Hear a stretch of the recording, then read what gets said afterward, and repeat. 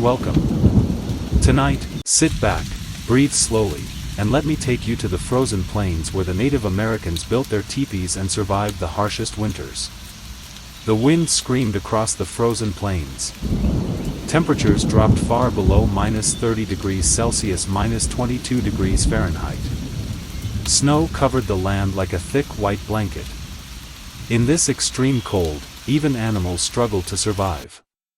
But on these harsh lands lived a group of people who knew how to turn nature into a home, the Native Americans of the Great Plains. A stranger from another world might look and wonder, how can humans survive in such cold? Where do they sleep? How do they stay warm? The answer stood tall and strong against the storm, the teepee. At first look, the teepee seemed simple, just poles and animal skins. But inside, something magical happened. The wind outside could be deadly, but within a teepee, families stayed warm, safe, and comfortable. No bricks. No heaters. Only the knowledge passed down from ancestors. The snowstorm grew louder, testing everything standing on the plains. The fire inside the teepee burned bright. Children played by the warm flames. Women cooked food. The men cleaned tools and told old stories. Their survival was not luck, it was intelligence. Every pole, every knot, every opening was placed with perfect purpose.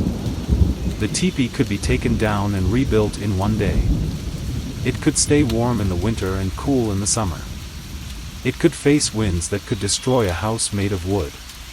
Tonight, as the wind pushed harder, the people inside the teepee smiled. They trusted their home. They trusted the wisdom of their ancestors. How did they build such strong homes without any modern tools? Why were teepees shaped like cones? How did they keep fire inside without burning everything? This is the story of how Native Americans built and lived in teepees at 30 degrees C, and how they mastered survival where nature tried to defeat them. The Great Plains stretch far across North America, a land without tall forests, without mountains, without many places to hide from nature's anger. Grass as far as the eye can see. Open blue skies during summer. But in winter, this peaceful land becomes a world of danger. When winter arrives, the warm breezes disappear. The sun looks small and cold. The ground freezes like stone. Snow starts falling, sometimes slowly, sometimes with storms so strong that a person cannot see even one step ahead. Winter does not come quietly, it attacks.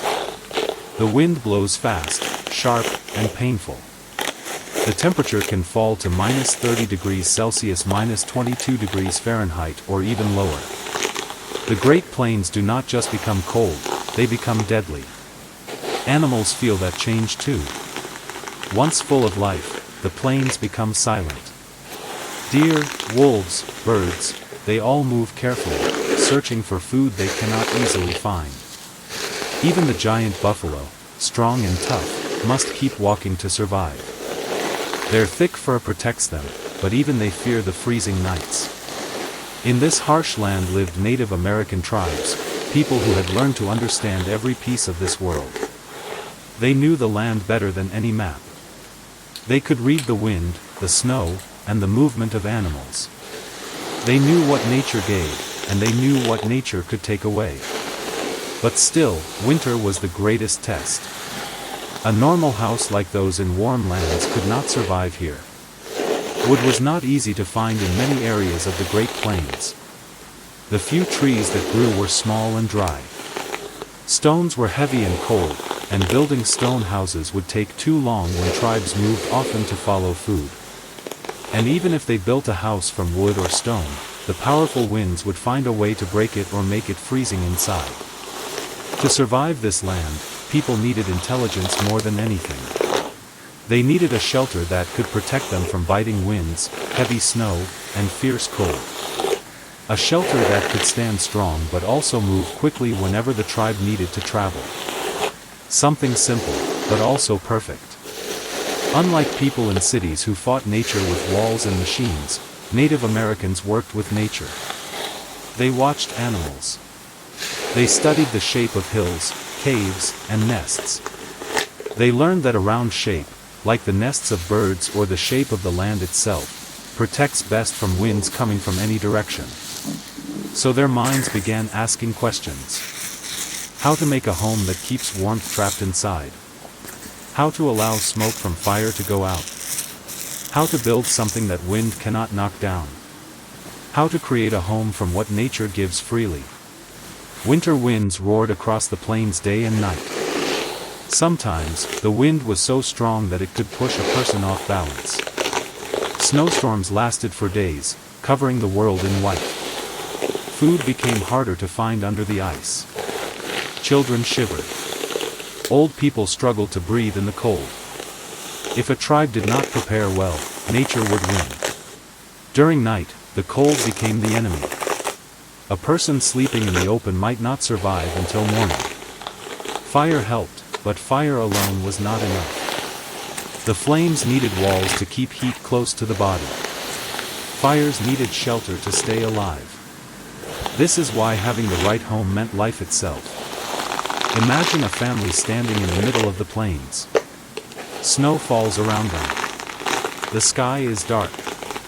The wind bites their skin. They look for a place to stay, but there is no cave, no forest, no building. Only endless white land. Without the right shelter, they would freeze where they stand. But these people do not fear. They carry with them a powerful solution, a miracle of design shaped by time, knowledge, and survival. A tipi. Poles made from strong trees carried from far places. Buffalo hide stitched together like warm blankets from the earth. Rope made from natural fibers. Every piece of the tipi had a purpose, nothing extra, nothing missing. But we will learn about the tipi soon. For now, imagine the first snowfall of winter. The plains change color. Birds hide. Buffalo move in large herds, pushing snow aside in their search for grass. The land becomes quiet, too quiet. That silence is a warning. Winter is here. A mother inside a tipi wraps her children in soft hides. The father brings wood for the fire. Inside the shelter, glowing light fills the space, and the air feels warm. Outside, the storm screams angrily, trying to get in, but it cannot. The tipi stands firm. This is not just a house. It is a shield.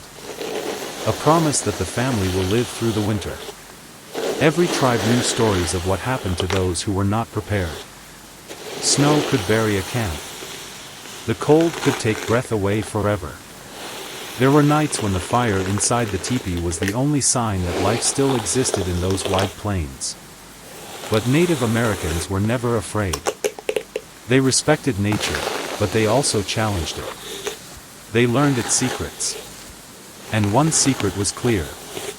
Survival in the Great Plains was not about fighting the land, it was about understanding the land. The wind could be controlled. Heat could be saved. And the tipi, soon to be introduced, would become one of the smartest homes ever designed by human hands. Winter continued to grow stronger.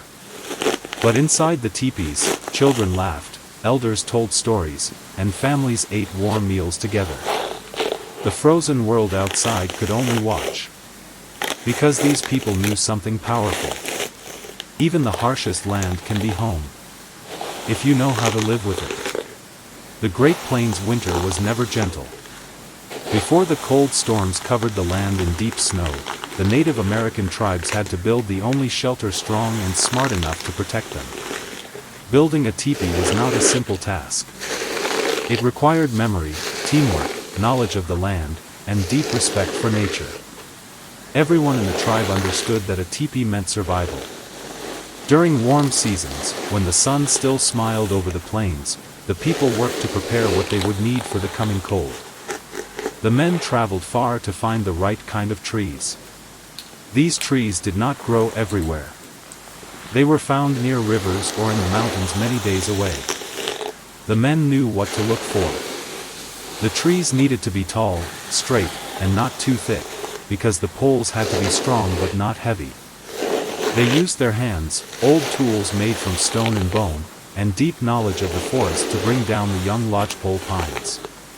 They cleaned the bark, removed every branch, and shaped each pole carefully. They checked every inch to make sure it would not bend or crack during storms. The journey back home was long and tiring. Before horses were common, the men dragged the poles behind them using strength and clever trickery with ropes. When horses later became part of their lives, the work became faster, but the respect and care stayed the same. Each pole was treated like a gift from the earth. Every pole had a purpose. A teepee usually needed 12 to 20 of them, and if even one pole broke, the whole shelter could fail against the wind. So every pole was chosen with patience. While the men worked with wood, the women prepared something just as important. They worked with the hides of buffalo. The buffalo was a giver of life. It fed the tribe, clothed them, and kept them warm through night after night of cutting winds. When buffalo were hunted, nothing was wasted.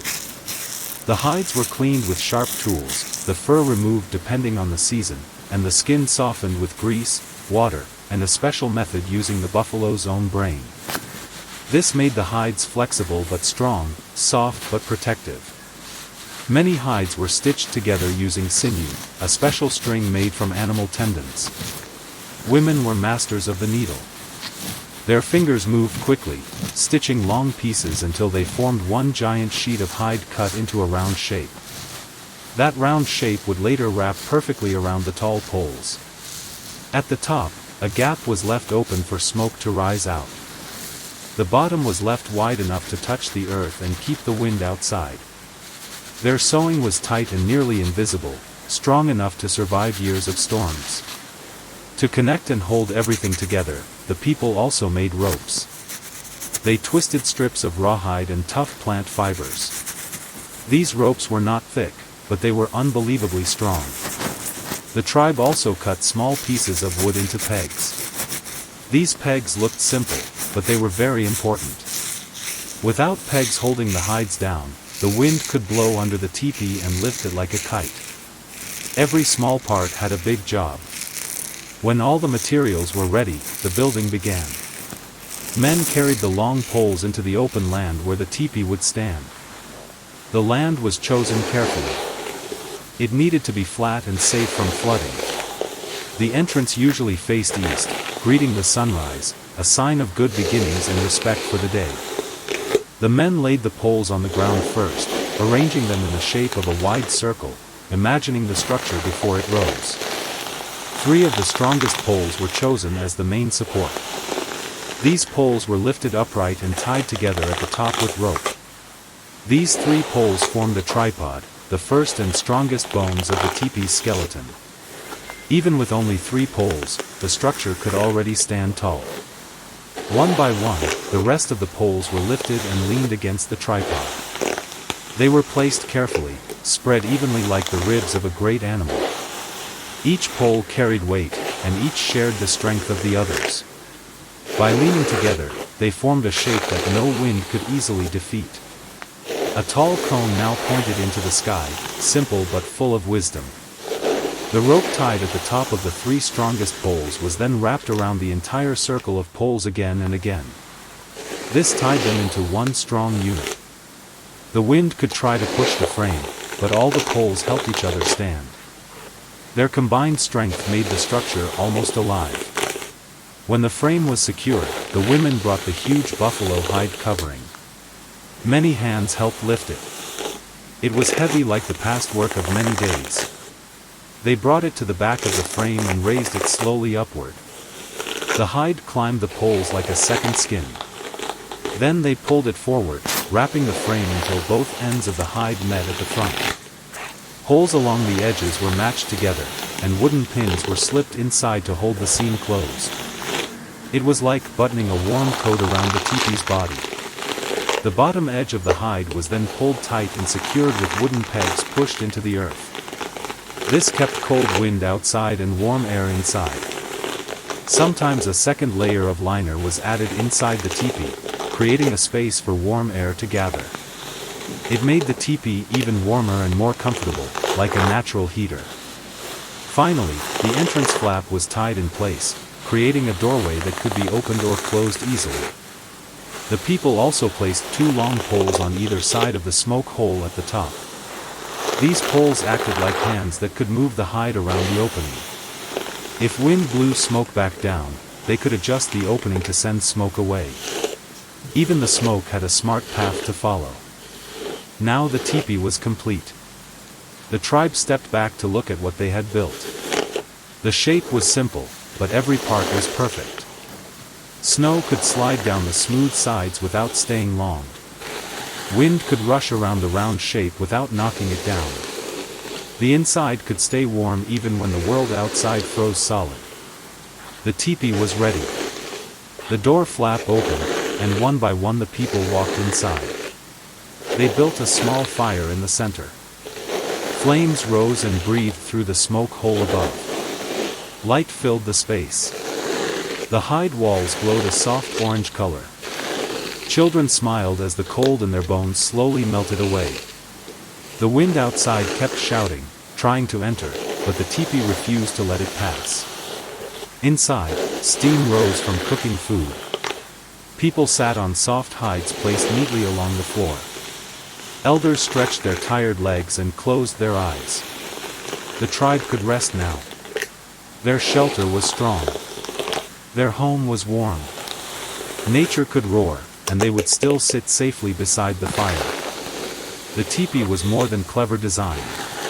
It carried the knowledge of many generations. Every step in building it had come from learning, watching, and trying again. The plains taught lessons: only the smart survive, only the adaptable grow, only the respectful stay. In every pole stood the strength of the trees far away. In every hide lived the spirit of the buffalo that gave its life. In every stitch, rope, and peg was the work of many hands. The teepee stood not just on earth, but on teamwork and wisdom. Outside, snow continued falling. The land turned white and quiet again. But inside the teepee, the fire crackled gently, warm and alive. The tribe could sleep without fear. They had built their shield against winter, their circle of safety in a world of ice. The storm outside did not win. The teepee stood, strong and certain, a miracle of survival made by people who knew exactly what they were doing. The snow fell hard across the Great Plains, piling into drifts taller than a man. The wind cut across the flat land like sharp knives, and the temperature dropped far below -30 degrees Celsius. Even the strongest buffalo herds moved carefully, muscles tight and breath frozen in the air. Yet, inside the teepees, life went on quietly. Warmth and light defied the storm, a silent miracle of design that had kept families alive for countless winters. The heart of every teepee was the fire pit. It was placed carefully in the center, chosen for both safety and efficiency. The ground around it was cleared of stones and snow, forming a perfect circle where the flames could breathe freely. Stones were arranged around the pit to hold the fire together, to stop it from spreading, and to absorb and release heat slowly, long after the flames had faded. Even a small fire could warm the whole space because the design of the teepee made it possible. A fire in the center was more than warmth, it was life. Flames danced softly, throwing shadows on the hide walls. The smoke rose, finding its path through the round opening at the top. This smoke hole was the most important part of the system. Too small, and smoke would fill the living space, making eyes water and breath difficult. Too large, and cold air would rush in, stealing the warmth. The top of the teepee could be adjusted with 2 poles that worked like arms, shifting the smoke hole to match the wind outside. The fire could breathe, and so could the people. Smoke left quietly while the heat remained trapped below. The hides themselves were not only the walls of the teepee, but a carefully engineered insulation system. The outer hides blocked the wind, thick and strong, while inner liners trapped warm air close to the floor. When the wind pressed against the outside, the hides leaned and flexed slightly, holding their shape and keeping the air inside calm. The difference between outside and inside was staggering. Outside, the world was a frozen desert, harsh and unyielding. Inside, it was soft, warm, and protected, almost like a living, breathing blanket. The airflow inside the teepee was another quiet genius of design. The fire in the center drew cold air down from the bottom, feeding the flames with oxygen while sending warm air up toward the top. The smoke escaped through the opening at the top, but because the cone shape narrowed toward the peak, the rising heat stayed trapped in the lower areas, surrounding the people with comfort. Even small breezes that sneaked through cracks in the hides were smoothed out by this natural circulation. Warmth settled where it was most needed, and the cold stayed outside, powerless. Families understood this invisible science intuitively. They placed mats and soft hides around the fire, giving children a warm circle to sit in. Elders preferred the spot slightly farther from the flames, where the air was calm and steady. Every placement mattered. Even sleeping arrangements were considered carefully, because a body that rested too close to the smoke or too far from heat could suffer. Over time, people learned the exact balance of comfort, fire, and smoke flow that made the teepee a perfect winter shelter. During storms, the tribe would not panic. The wind screamed and rattled the outside walls, but the hides absorbed the pressure. Snow drifted against the slanted sides, sliding down naturally without sticking. The fire glowed steadily, never extinguished by the cold or wind. Sometimes, a small group would check the smoke hole, adjusting it slightly so that the flames could breathe better. Often, nothing had to be done at all. The design was so smart, so balanced, that storms seemed almost irrelevant inside. The fire did more than heat the air. It was the center of life. Food was cooked over it. Water was warmed for tea. Small tools and clothing were dried nearby. Children learned to sit quietly, watching the flames, feeling the warmth seep into their bones. The adults sometimes whispered, telling stories or sharing wisdom while the firelight danced on the walls. Even the simple act of breathing felt different in the warmth, relaxed and steady. Outside, every breath could burn like ice. Inside, it felt like soft air moving through the lungs. The smoke hole at the top was adjustable, yes, but it also acted as a window to the outside. People could peek at the storm without leaving the warmth. They could watch snow swirl, clouds gather, and the world outside move like a white ocean. The wind roared against the hides, but inside, the rhythm of life continued unchanged. It was a living laboratory of nature's balance, fire, air, insulation, and human intelligence working together. Even the smallest details mattered. The entrance flap was positioned to face away from the strongest wind whenever possible.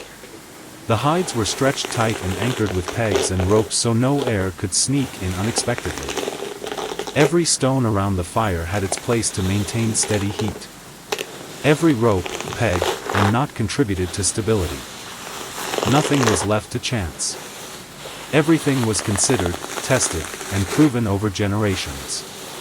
The fire's light, bouncing off the hide walls, created a soft glow, turning the interior into a warm, quiet sanctuary. Shadows moved slowly, and the crackling sound of flames filled the air like a soft lullaby. It was hypnotic in its simplicity, calming every worried thought. Even those who were exhausted from traveling or hunting felt relief the moment they entered. The warmth penetrated more than just the body, it reached the mind, letting people relax fully for the first time in hours or days. Nightfall brought deeper calm. Outside, snow continued to pile up, winds tore across the flat plains, and temperatures dropped further. The fire in the center maintained its balance, sending heat upward and out through the top. Even when the storm outside threatened to cover the world in white, the teepee remained a bubble of life. People could eat, sleep, laugh quietly, and even teach their children without fear. It was a fortress made of fire, wood, and hide, simple, but unbreakable. Sometimes, the tribe would let the fire burn lower, the flames shrinking to glowing embers. But the warmth never left. The hides continued to trap heat, the airflow continued to circulate it, and the family stayed comfortable. Outside, the storm might rage for hours, but inside, time slowed. A person could feel the steady heartbeat of warmth, the slow movement of smoke, the gentle rhythm of life continuing. It was a place to rest and regain strength, knowing that no wind, snow, or cold could break this fragile, perfect balance. Every member of the tribe respected this system instinctively. Even children learned to move gently, to place their mats carefully, to avoid shifting stones or ropes. Everyone knew that one careless movement could disturb the delicate heat flow. And yet, the system was forgiving, designed to work even if a small mistake happened. It was resilient, like the people themselves. The fire also carried sound. Soft conversations, quiet laughter, and the occasional story from an elder bounced off the hide walls, creating a cocoon of sound that kept the outside world at bay. The storm might howl like a predator, but inside, everything was peaceful. Life felt almost magical. Every breath of warm air reminded people why this shelter was not just a necessity but a miracle of understanding the world. The night deepened, and the cold outside became more threatening. But inside, the people were safe. Warmth was constant. Air moved evenly. Smoke escaped quietly. The hides, poles, and ropes worked in harmony to keep the storm outside where it belonged. Children drifted to sleep on their soft hides. Adults dozed while watching the fire. Elders smiled, knowing another winter day had passed without fear. The teepee had done its job once again, a shield and a home in one simple shape. Even when the storm continued for hours, the fire never went out. It only glowed lower at times, letting embers do the work while the insulation and airflow maintained comfort. The tribe could rest fully, recover from hunting, and prepare for the days ahead. Outside, the world was white, frozen, and merciless. Inside, life moved gently, slowly, steadily. The teepee and its fire created an invisible wall that nature could not penetrate. The fire, the smoke, and the warmth became part of the rhythm of life. The tribe knew how to work with these elements, using every lesson from ancestors. Every detail, from the angle of the smoke hole to the position of stones and hides, was perfected over countless winters. And when they finally left the teepee to venture into the frozen plains, they carried this knowledge in their bodies, minds, and hearts, ready to build the next one wherever they went. In the silent moments of the night, when the storm seemed the strongest, the teepee stood firm. Heat filled every corner. Air moved just enough. Smoke drifted upward. The family rested peacefully, surrounded by a balance that had been perfected over generations. Outside, snow fell endlessly. Wind screamed endlessly. But inside, the fire, the hides, and the people existed together in harmony, calm, and warmth. The teepee had become more than a structure. It was a system, a living thing, a companion. It was a sanctuary in the storm, a teacher of patience, and a witness to survival. Every ember, every breath, every warm inch of air mattered. Together, fire, smoke, and air created a life that no storm could defeat. And as dawn approached, the fire still glowed, the smoke still drifted upward, and the family inside still slept, safe, warm, and ready for the next challenge the winter might bring. Inside the teepee, life moved quietly but steadily, like the heartbeat of the plains itself. Outside, snowstorms swept across the flat land, and the cold was sharp enough to make breath freeze in the air. Yet inside the cone-shaped home, warmth wrapped around every person, every child, every small animal that might have found shelter with the family. The fire in the center glowed softly, casting golden light across the hide walls and filling the space with a gentle warmth that reached into the bones. The day began early, even before the sun rose. The men left to check the surroundings, ensuring the camp remained safe and that the animals they depended on for food and materials were still nearby. Women rose quietly, careful not to disturb the children still sleeping on soft layers of hides and fur. Their first task was always the fire. Even the smallest flame kept the teepee alive, feeding warmth into the air and preparing for cooking. Cooking in the teepee was simple but precise. Over the central fire, small pots and stones were used to boil water or prepare meals. Stews of dried meat, sometimes mixed with roots and berries, warmed the stomachs of the family. Smoke rose steadily through the opening at the top, while the heat from the fire circulated below. Children watched carefully, learning which herbs to add, how long to cook, and how to keep the fire burning safely. Even a small mistake could mean cold air creeping into the space, so every movement mattered. While food cooked, women worked with clothing and tools. Soft furs were cut and stitched into warm layers, perfect for the brutal winters outside. Needles made from bone, and threads made from sinew, allowed for precise, strong sewing. Even the youngest girls learned to help, holding small pieces, threading needles, and observing the careful movements of their mothers and grandmothers. Every stitch was a lesson, a gift of skill passed silently from one generation to the next. Children's learning did not stop at chores. They were taught the ways of the land through quiet observation and gentle stories.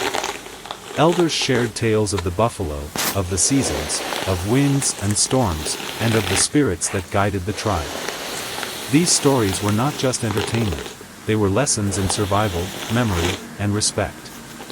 As the fire flickered, the shadows on the walls became moving teachers, reminding everyone of the history and wisdom that belonged to them.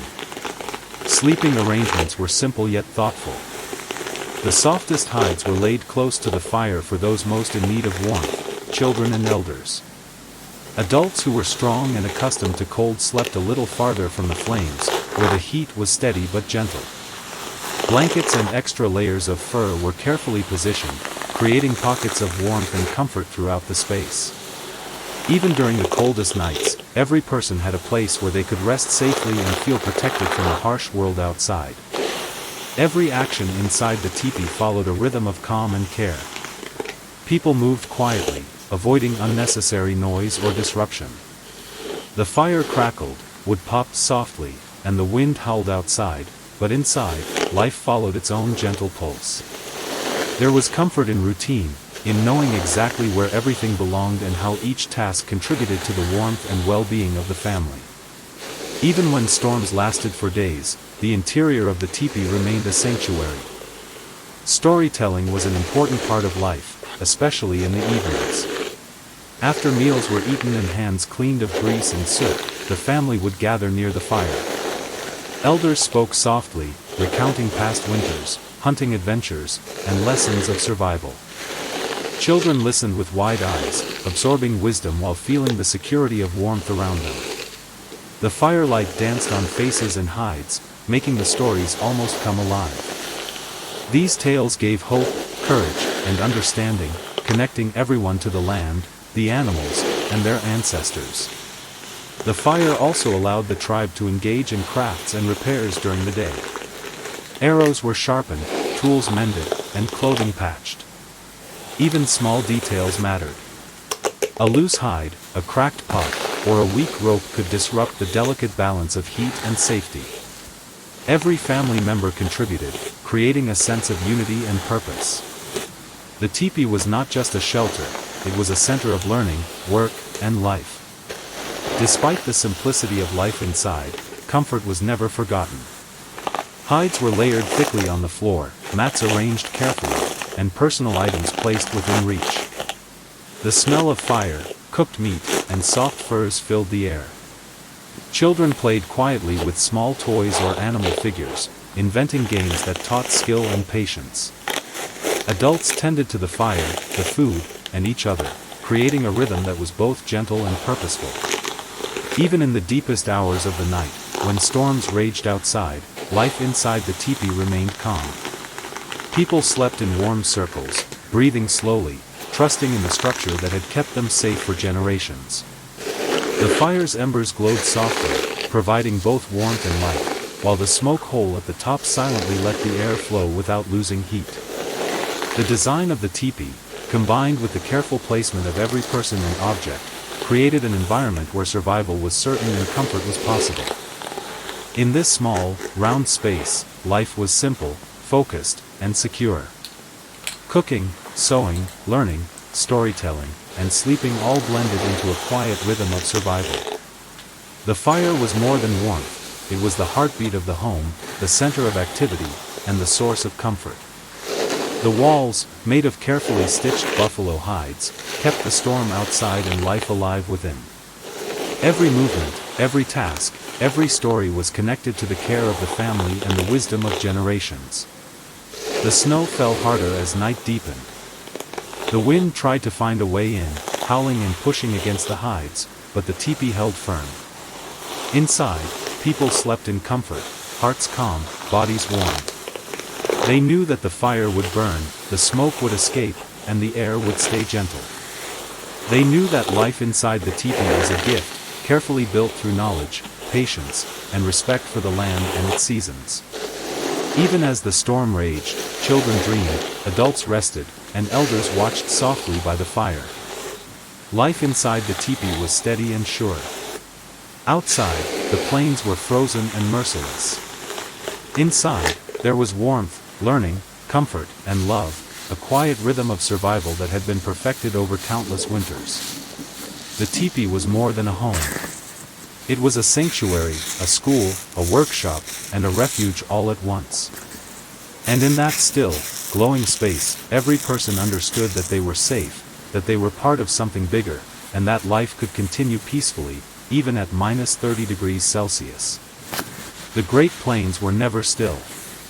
Summer came, then fall, then winter, and the seasons changed the land in ways that could be gentle one day and deadly the next.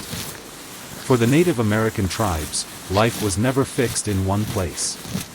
The animals they depended on moved across the vast land, following grass, water, and survival. The people followed them, always observing, always learning. And the teepee, with its clever design, was the key to this way of life. Teepees were not like the houses of people in distant lands. They did not have solid walls or deep foundations. They were built to be portable, quick to assemble, and easy to take down. This portability was not a convenience, it was a necessity.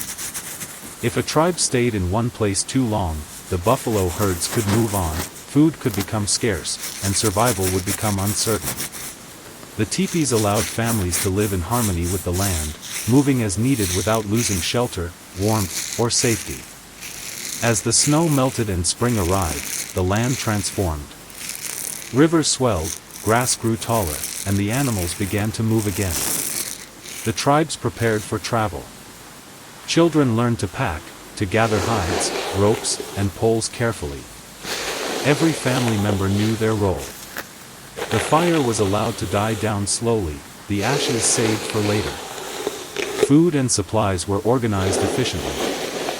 Nothing could be wasted, and nothing could be forgotten. The process of taking down a teepee was a skilled task. First, the covers were carefully removed. The stitched buffalo hides were rolled with precision, soft but sturdy, so they could be carried without damage. The liners, pegs, and ropes were bundled together. Every piece had a place in the journey ahead. Nothing was left to chance. Even the smallest peg could be the difference between a safe camp and a dangerous one if forgotten. Then came the poles. Strong, long, and surprisingly heavy, they were lifted and carried in groups. Teams of men moved them quickly, securing them for the journey. Poles were tied together or stacked on a horse when horses were available, or carried by hand in careful formation. Children often followed, learning the right way to balance, the right way to protect the materials, and the importance of patience and cooperation. Every step was a lesson, a continuation of the knowledge passed down for generations. When everything was packed, the tribe moved out. They traveled as quietly as the animals they followed. Buffalo herds were enormous, moving in long lines across the plains.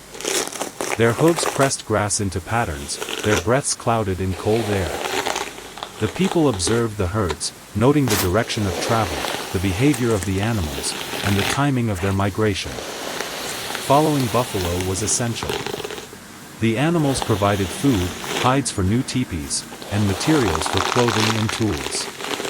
Missing a migration could mean hunger or hardship, so attention and timing were critical. When the tribe stopped to set up camp again, the process of rebuilding the teepees began. The ground was cleared, snow or debris removed, and the strongest poles were chosen for the tripod. Children and adults worked together, moving each pole into position. The remaining poles were leaned carefully, forming the cone shape that could resist wind, snow, and rain. Ropes were tied, and hides were stretched over the frame like soft armor. The entrance flap faced east, respecting tradition and the sun's warmth. Smoke holes were adjusted, fire pits were prepared, and warmth returned almost immediately.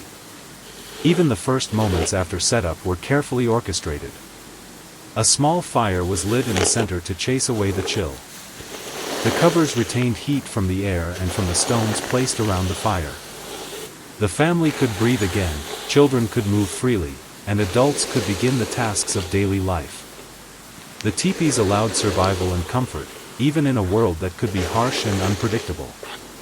Seasons did more than bring snow or rain, they defined the rhythm of life. Spring meant movement and renewal.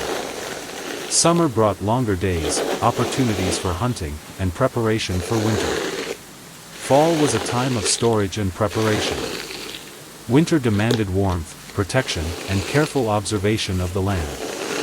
Throughout these changes, the tipi remained constant, adjusting with the needs of the tribe. Its mobility and durability meant the people were never trapped, never too far from the resources they needed. They could live lightly on the land, moving as the world around them shifted. Children learned these lessons by watching, by helping, by carrying small bundles or guiding animals.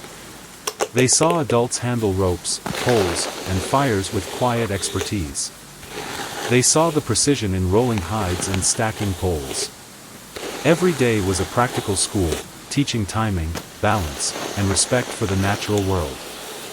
They learned that the land had its own rules and rhythms, and that survival meant paying attention, preparing carefully, and acting together as a family and a tribe.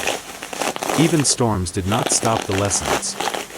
Sometimes, heavy winds or sudden snowfall would delay travel, forcing the tribe to stay in a temporary location.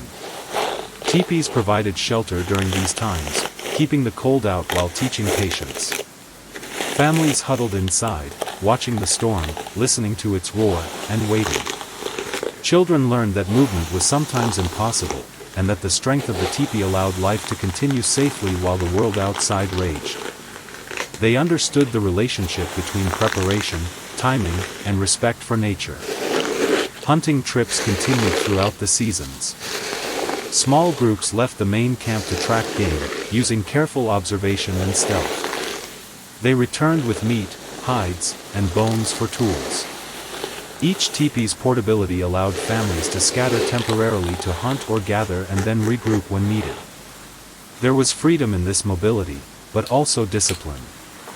As summer ended and fall approached, the cycle repeated. Tipis were taken down, moved, and rebuilt again, often multiple times a season. The process became almost rhythmic, like the heartbeat of life on the plains. Families learned to travel light, to respect the weight and fragility of each hide and pole, and to move with care. The tipi was more than a home, it was a partner in life, a silent guide that allowed survival in a world that could be unforgiving. Sometimes, tribes would stay in one place for weeks, if game was plentiful or if rivers provided water. But even then, the knowledge that the tipi could be packed quickly remained vital. Storms could arrive suddenly, or animals could move faster than expected. The mobility of the home allowed the people to act decisively, to relocate without panic, and to maintain safety and warmth. Children watched and learned, preparing for the time when they would carry poles, roll hides, and rebuild homes with the same skill and care. The seasons also dictated the structure and preparation of the tipis. In early winter, extra layers of hide were added for insulation. In late spring, lighter coverings allowed air to circulate, keeping the interior cool as the plains heated. The tribe adjusted their homes as they adjusted their lives, working in harmony with the land. Mobility, flexibility, and observation were always key. Survival depended on moving with the animals, reading the seasons, and respecting the power of nature. Every family understood that movement was not simply about following food. It was about life, education, survival, and respect. The tipis provided safety, warmth, and stability while teaching the children discipline, awareness, and cooperation. Every task, every placement of poles and hides, every adjustment of ropes or smoke holes, was a lesson in patience and intelligence. Life flowed with the land, and the tipis were the anchor in that flow, allowing families to live fully, safely, and wisely. Even as the snow returned in late fall, the cycle of movement and adaptation continued. Tipis were taken down, packed, and moved to follow the herds. Families walked together, children learning silently as they carried tools, hides, and ropes. The wind might push against them, rain or snow might soak them, but the knowledge passed from generation to generation ensured survival. By the time a new camp was established, the tipi rose again in its familiar cone shape, warmth restored, fire lit, and the cycle of life continuing.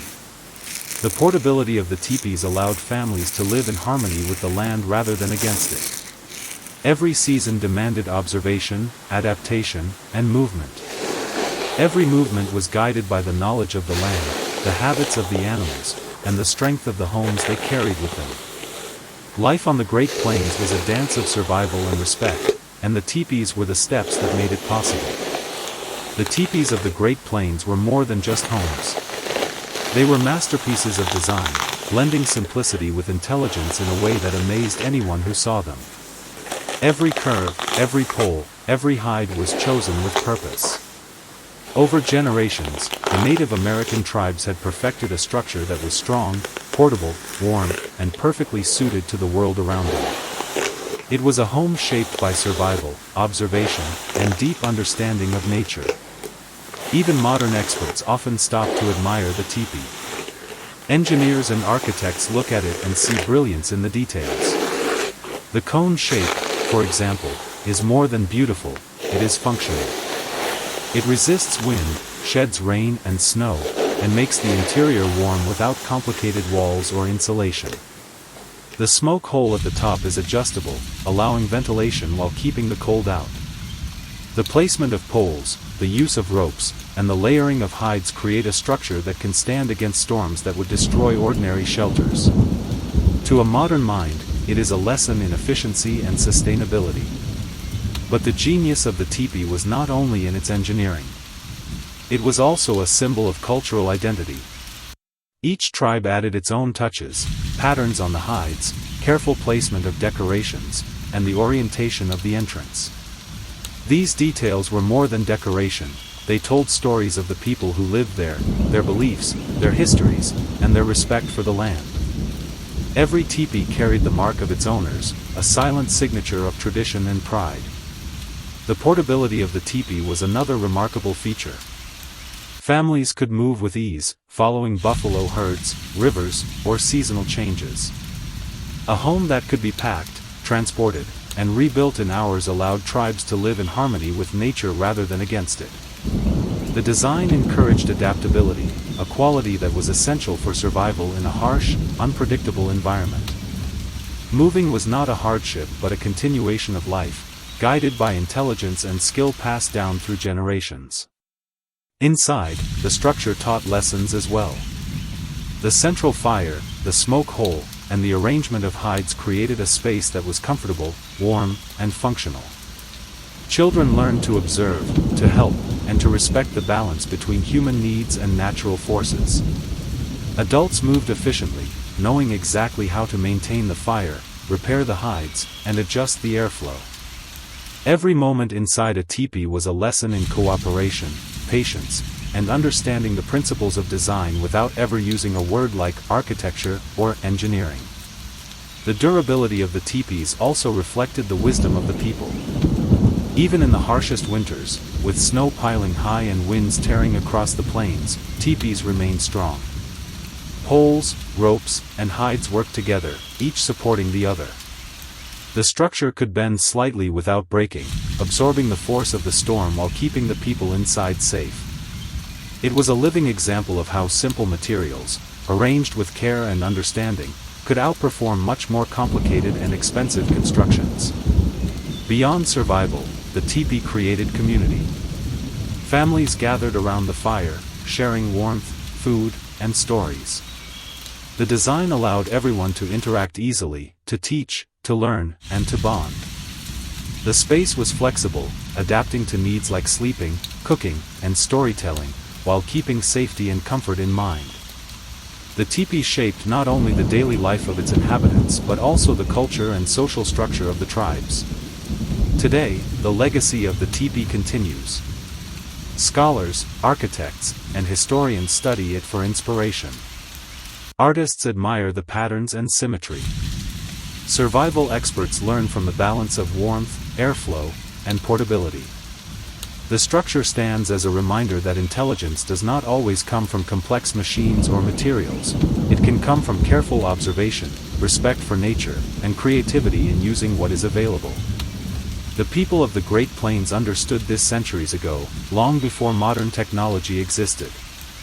The teepee also reminds us of resilience. It is a symbol of how humans can adapt to extreme conditions without losing comfort or dignity. Its design shows that simplicity can be powerful, and that living in harmony with the land is possible when knowledge, skill, and care are applied.